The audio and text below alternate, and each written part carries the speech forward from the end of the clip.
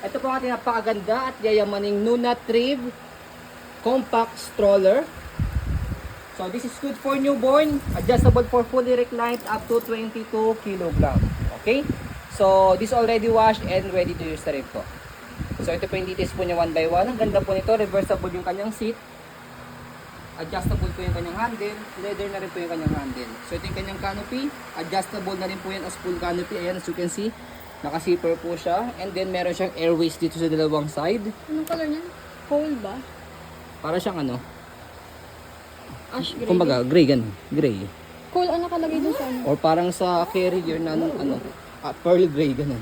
So extension canopy, pwede nyo siya ipasok sa loob pag ayaw nyo gamitin. And then kanyang peekaboo, magnetic na po yan.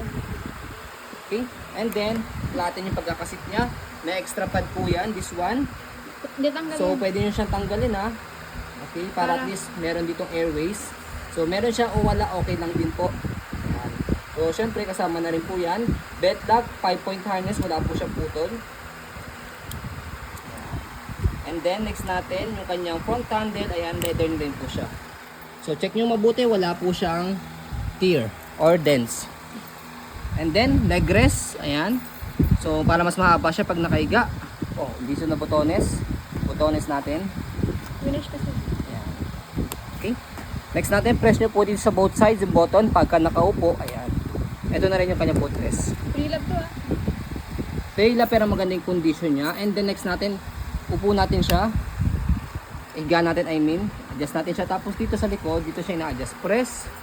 Tapos, pababa. Pwede siya semi-recline kung gusto nyo. Pwede rin naman siya fully reclined. Ayan. So check nyo po, Haba, ang haba niya. Ano? Pang mga 4-year-old. pang mga foreigner. Oh, pang US citizen yung sinyo. Tapos next natin, ayan, basket niya malaki. Marami kayo pwedeng mailagay. Kaya marami naggatang Nuna Triv eh. Nuna Triv next, yung mga ganitong stroller. Basket, tapos gulong niya sa harapan. As you can see, wala naman siya kaupod-upod. Ganda Pakita pa. mo, wag mo gagalawin kasi madilim. Ano, may ano, spark.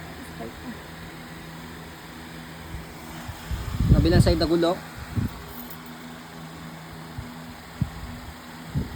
Tapos yung body frame niya, aluminum na rin. Ito, Nuna Triv, pakita mo to.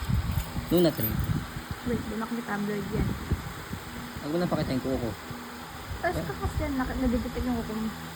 Yan. Ayaw. Wait, Yan, Nuna Triv. ayaw makita. Lapit Kailangan lang. ilapit. Ganyan, Nuna Triv. Tapos body frame niya aluminum. Ganda pa, halos makinis pa siya. Kaya nga po sa mga selang seller, pwede po ito sa mga selang mga buyers. Tapos next natin, sa likuran, angat mo natin siya. Gulong niya, tapos stopper niya naka-cable na. Isang tapak lang dito. Ayan. Okay, so basket niya, meron siyang hand carry dito mamaya pag pinold.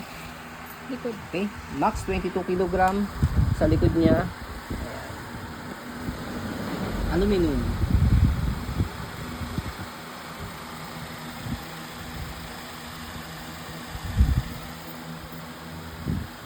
Very minimal ang space.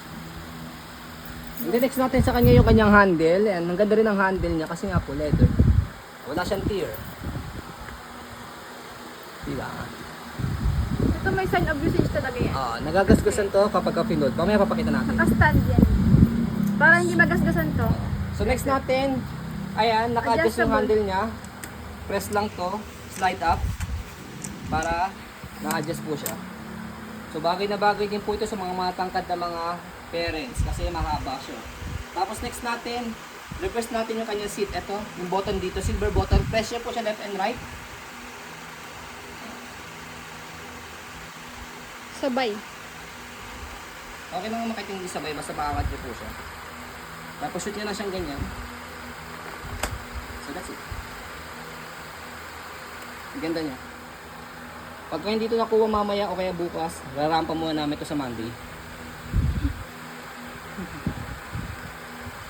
Ang kinagandahan pa po dito kay Nuna Triv, kapag pinold siya, pwede siyang naka-reverse yung kanyang seat.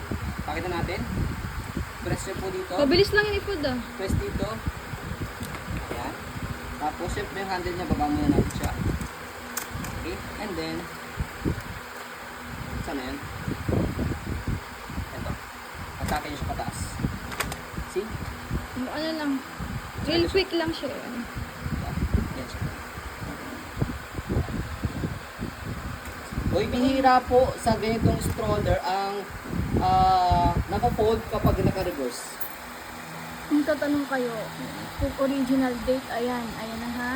The Netherlands, made in China. Okay, and then next natin sa pag-open sa kanya, ayan, bubukan nyo lang siyang ganyan. So ayan, as you can see, yung kaninang nagagasgasan sa handle dito, yung plastic niya, ayan. So, kapag naka-stand siya, Stand kasi. open natin, bukan nyo lang siyang ganyan. Pag nabukan nyo na yung handle niya, next po ito. Wala na kayong mapipindutin dito, bubukan nyo lang siyang ganyan. Mas tumpak ba pag hindi naka-reverse? Pagka naka forward facing naman po, try din natin. Yan, para makita po ninyo. Oh.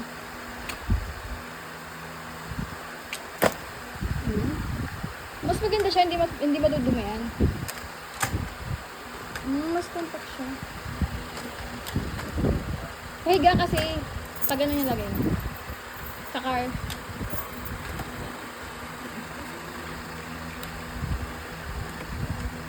Okay? Pag inopen, gano'n lang din naman. Buka.